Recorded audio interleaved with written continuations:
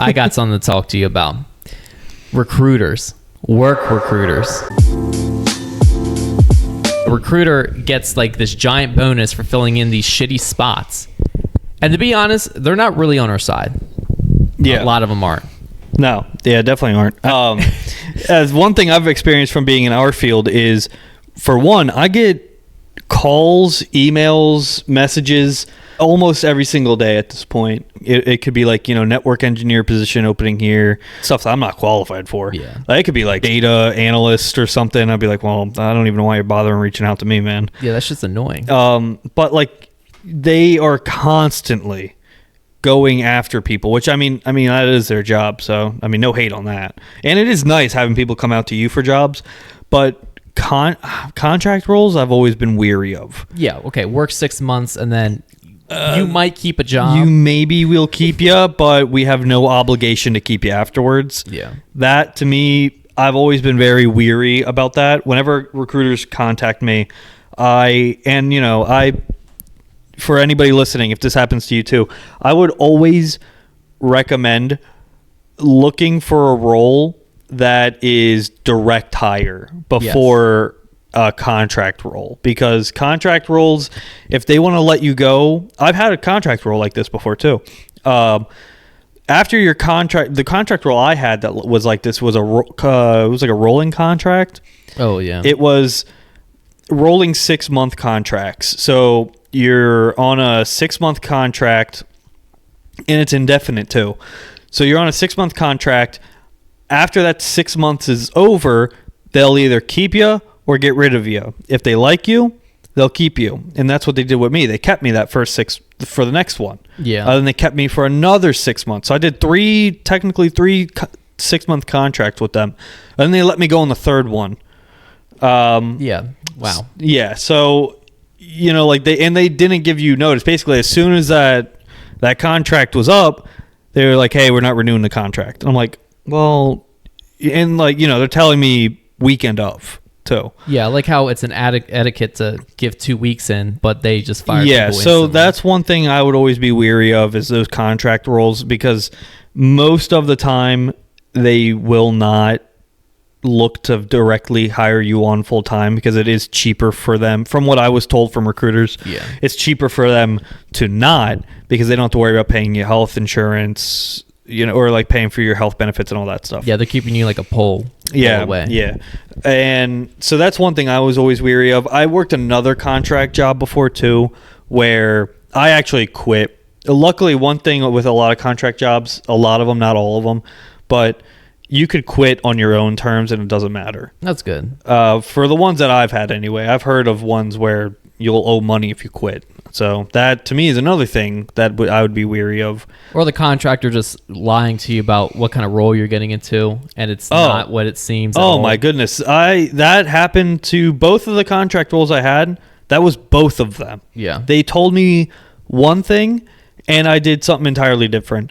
One of the roles I had, they told me I was going to be doing like a lot of like more engineering work, and I was doing nowhere near that. That's got to be illegal or something. And from what basically the way they made it sound, they're like, oh, well, we were just told something different. It's like, well, were you, or were you just trying to sell me this job so you can sell that contract and then get a little bit of a payout? Yeah. That's what it kind of sounds like. Listen, people, contractors, they're not usually on your side. They're just there to fill in a spot. They're usually not. Their contractors are almost, I can't say this for all of them.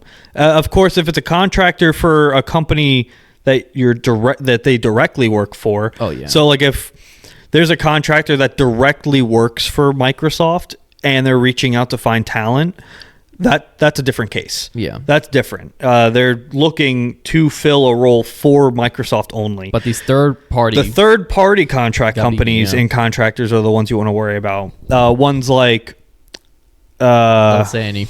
Okay, yeah, I shouldn't say. Yeah, don't say anything. But they're like a car salesman. They're trying to sell the shittiest car in the lot.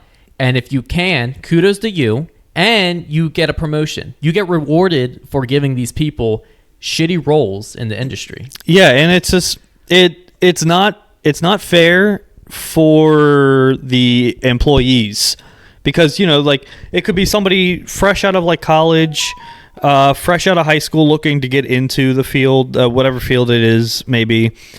And, they have all these really high expectations, like, oh man, like, I'm getting noticed, or, oh, I'm going to actually be able to really start my career here.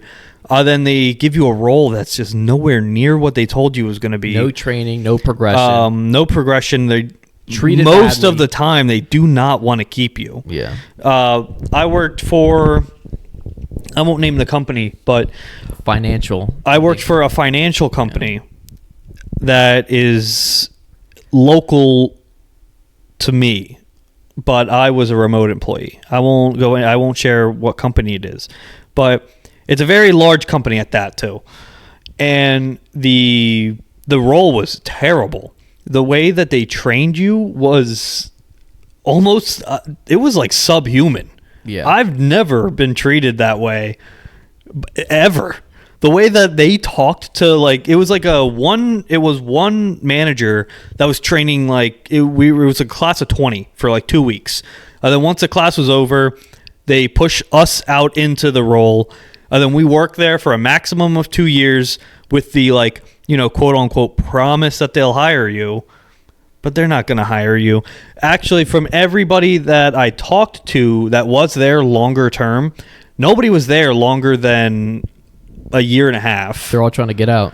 There were 2 people that were there for a year and a half. Everyone else was like newly hired that year. Mm-hmm. And I was like, wow. And those 2 people told me this is not a role that they don't keep people from here. Yeah. They do not keep people here. They get rid of them. It's a very high turnover. And it was only 2 people out of my class of 20 stayed on that role. I quit. I knew week 1, halfway through week 1, I knew I was done. I was like, I'm not staying here.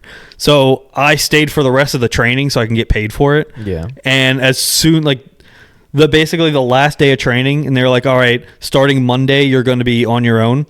I sent an email at like 5:05, and I said, hey, very sorry, but I'm going to have to no longer accept this role, blah, blah, blah. And I told them why, too. I wasn't accepting it. I sent it to the manager that was training me. I sent it to her manager, and then I sent it to the person that was like in charge of the whole department. I don't know if anything ever happened from it, but I was like, I knew at that point, I was like, I'm never going to work for this company again. Yeah. Full, whether it was direct hire or not, I was like, I will never work with them. And not only would I wouldn't work with them, I had very hard feelings with that, but then I wasn't ever going to do like financial business with them either. I won't say who it is because I know people that do work for them, and they do have really good careers there, but as far as the recruiting part, the roles that they had there were not good. So that's one thing you just want to be careful with. A lot of recruiters and just contract roles, they're insane, dude. They don't really look out for you. They're just looking for a body to fill a role, to do some tasks that the company doesn't want to do. And if they keep doing that well, and the workers keep getting put in these really bad situations, that agency gets pushed up higher and gets more renowned. And wild. I read somewhere too. I think this was on Reddit. I saw there's a reason why a lot of these companies do not look to directly hire for that role. There's a reason why. Why is that? And the original poster said, or the person that originally posted it said, the reason why they are reaching out to contractors is probably because they did at one point hire directly on, but their turnover rate was so bad that they said, well, we need to find a separate company to actually employ people to stay in this role. That's crazy. And those are the likely chances on why that role that they're reaching out to you for is a contract role. It's because their retention rate is so bad that they need to push it off for another company to hire you on technically. That way they don't have the overhead of your benefits that they're paying into, all of that. So usually, I can't say this for every contract role, of course, but a lot of contract roles, there's a chance that the turnover rate in the company is not the greatest, and that's why it's a contract role. And, if bad turnover rate probably means not a great place to work either. No, So, yeah, that says a lot right there. That's a good idea to look at that way. Yeah, and it's like, and that's not always the case. I know there are some people that have really good contract roles, and they love them. They're there for like a long time, but I would say probably about like most of the people I know and most of the experience, well, all the experience I had, they were never good. So yeah, be wary. Yeah, definitely be wary of contractors.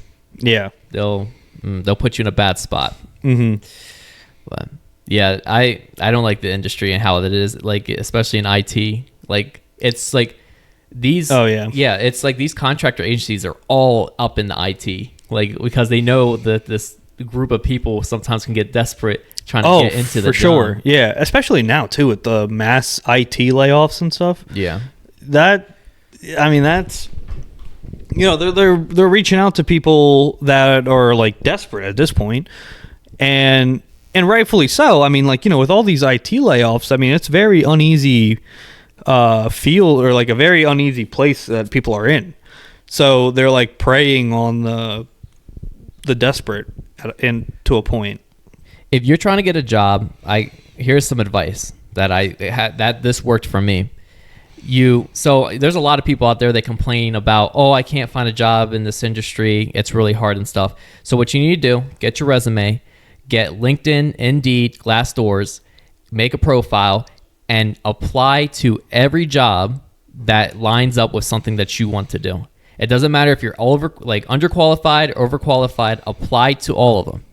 Because when you apply to all those jobs, it doesn't matter if you get, let's say you apply to 100, it doesn't matter if you get 99 denies. What matters is you get that one job that is in your field that, seems decent, probably pays decent too. That's the objective, and that's all that matters. Yep. So just apply, doesn't matter. A lot of people don't do that. They say, I'm underqualified. And don't go for them easy applies either. Oh, that's one thing. I mean, sure, you can go for them, but don't expect... If you're only going for the easy applies, because this is what I did for the longest time, and I was never getting job callbacks or anything. But then then I realized everyone is going for those easy applies. Yeah, you just literally everybody is going for those. That's how they weed you out. So it's so easy to fall through the cracks on those, because there's bound to be somebody that's better than you. I mean, there's a million people I'm competing against that are way more qualified for a role than I am. And they're obviously going to go with that person or somebody else. So you just have to stand out somehow. And I would probably say like 7 out of 10 times, that's probably just by not only applying to the easy applies. I mean, sure, it takes more time and it sucks making a million job accounts for like this job website and that job website. But if you're only going for those easy applies, so are like, I don't know, 50, like 40, over 1,000 other people are also going for those. And if it's a remote job, oh man, you better believe there's probably like 50,000 people applying for that job. So, you can't go for those easy applies. Actually, to come to think about it, I think every job I landed was never one of those easy apply ones. No. I never landed one of those. The ones that I always winded up landing were either from somebody I knew, or I actually went to the company's website, or like, even if I did see it on LinkedIn, and it will sometimes link you to that company website still. And that's how I applied. One time on Indeed too. Yeah. Easy apply is just bait. But it was never an easy apply. I never got that. Part of me thinks that those easy apply ones are just selling your data. That's got to be it, man. That probably is it. And one thing you shouldn't do, what recruiters preach about on LinkedIn, is they'll say, oh, soup up your resume and apply to the job. So what a recruiter will say to you is, they'll be like, oh yeah, fix up your resume, look at the description of the job and make it just like that. Oh, nope. Don't do that. Don't bother. Make it very neutral, that it can go to a bunch of jobs and apply that way. Because when you waste all that time, hours even, manipulating your resume and you get denied... Yeah. Then you just wasted hours of working on that one resume for that one company that really you're only going to use that one time. And if they denied you, that could have been maybe a couple hours that you spent applying for other jobs, other non-easy apply jobs. Yeah. And, you would have probably bound to get something. So it's bait. It's what the recruiter wants from you. Oh, yeah. They want you to soup up your resume just for their job that they have and apply so they don't have to change it up or do anything. They don't have to do any of the work on their end. Yeah, it really... Man, it sucks. Like, I really do think that like recruiters are just salesmen. No, that's really exactly all what it is. They get paid and commission for selling people into. It could be a good job, but most of the time it's a bad job. Yeah, and if you think of like a car salesman, even, we've only purchased one newer car. We purchased like a Subaru. And the car salesman was really nice, but after the entire experience, it was very clear too for us that they are only selling you something so they can make a paycheck. Yep. After you buy it or after the deal is like over, whether you accepted or denied it, they do not care. They don't want about to talk to your you. service. Yep. They don't. More than likely, they don't care about you. I mean, for us, it was blatantly clear because we called. We noticed that they charged us. The finance guy charged us for something that we said no to like 3 times. We blatantly told the guy we did not want this package added on. And then he wound up adding it anyway. Sure, it was our fault that we signed it, but we took, that he didn't put it on there. We figured that he didn't put it on there because we said no, and we were thinking that, oh, well, this guy's a genuine dude. Well, he wasn't. And we signed it our first time, so yeah, it's our fault that we signed it. We shouldn't have signed it, but yeah. It was our first time ever going in to buy a car. We didn't really know the process, and we were very nervous.